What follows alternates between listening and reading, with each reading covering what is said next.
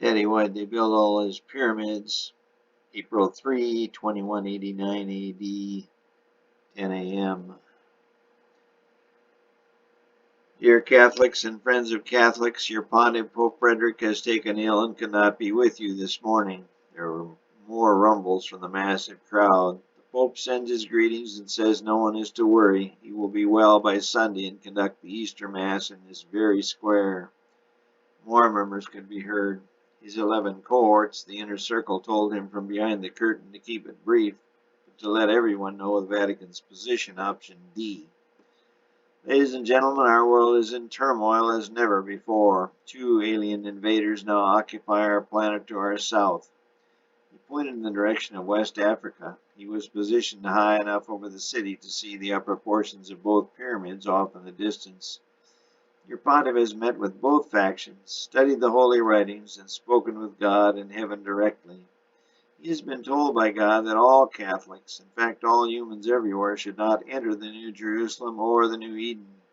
He instructs you all to wait the arrival of the Virgin Mary, who will set up God's true kingdom on this earth, centered right here in Rome.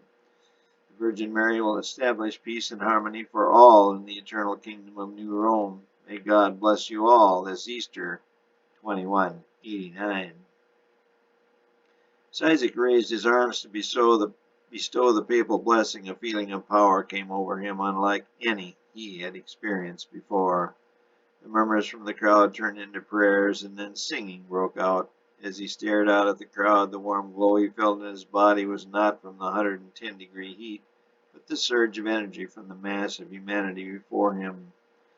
He relished this feeling and determined then and there to experience it again. He would somehow devise a way to be elected the next pope once Pope Frederick was declared dead from illness.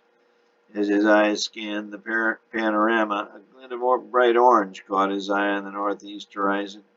He squinted as the sun's glare from the east made it difficult to see. Finally, using his outstretched arms of blessing, he was able to shield his eyes and see the unmistakable pattern looming on the horizon. Fire.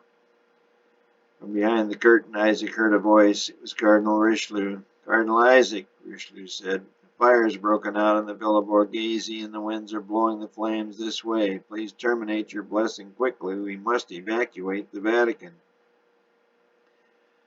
"Okay," Cardinal Isaac said as he looked out over the crowd. A new sound was now mixed with singing. He strained to hear. His otic acumen wasn't what it used to be. Soon he recognized the wail of fire sirens. The smoke from the Villa Borghese area was now high in the sky, and he could smell it unmistakably. The singing gradually was turning to screams as the siren's wails grew louder. People began to run and push in every direction. Some pushed their way into St. Peter's, but the vast majority fanned out east toward the Tiber River away from Vatican Hill. The winds were blowing directly from the Villa Borghese, a park in northeast Rome, toward the Vatican City west of Rome and the Tiber. The fire was cutting a mile-wide path, and within an hour it had jumped the Tiber and traversed the 2-mile trip to the Vatican. It began to widen, but somehow the crowd miraculously escaped for the most part. Some had been burned, but the majority had worked their way back to the Tiber, where there was water. The wind and then the fire picked up speed until they were both traveling about 30 miles an hour. The fire traveled southwest across Rome, the Vatican, and the countryside. It fanned out in a pattern 50 miles wide, and only the waters of the Mediterranean were able to halt its progress. The smoke rose over 1,000 miles into the sky, and at the end of an hour, 11 a.m., old Mount Vesuvius began to rumble. At precisely noon, surrounded only by scorched earth, the old volcano, dormant for over 2,000 years, erupted in a blaze of volcanic fire. The plumes could be easily seen from the 2 pyramids and indeed all of Europe.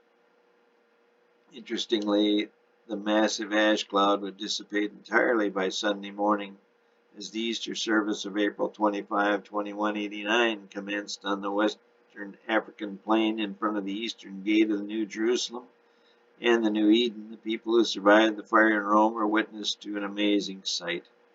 As they viewed the charred remains of the Vatican and the vast burn area to the southwest, they were able to see a small little building still sitting on Vatican Hill, seemingly untouched by the flames. The media quickly reported that by some miracle the little chapel of the Sistine had survived the blaze. Visitors could only get within a half-mile of Vatican Hill, but all could see the little chapel standing tall amidst the blackened remains of the fire from hell, as the media called it.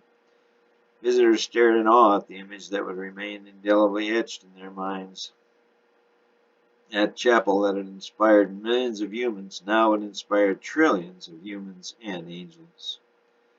With no place to live, the majority of the several million Romans packed their bags, indeed if they had anything left to pack, and began their pilgrimage to West Africa.